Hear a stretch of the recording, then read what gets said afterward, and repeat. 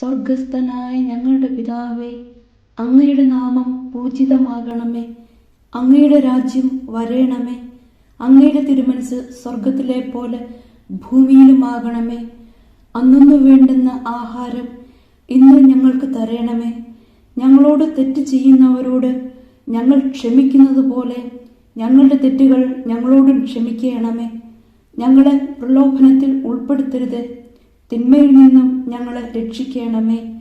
ആമേൻ. നന്മ നിറഞ്ഞ മറിയമേ, സുസ്തി, കർത്താവ് അങ്ങയോടുകൂടെ സ്ത്രീകളിൽ അങ്ങ് അനുഗ്രഹിക്കപ്പെട്ടവളാകുന്നു. അങ്ങയുടെ ഉദരത്തിൻ ഫലമായ ഈശോ അനുഗ്രഹിക്കപ്പെട്ടവനാകുന്നു.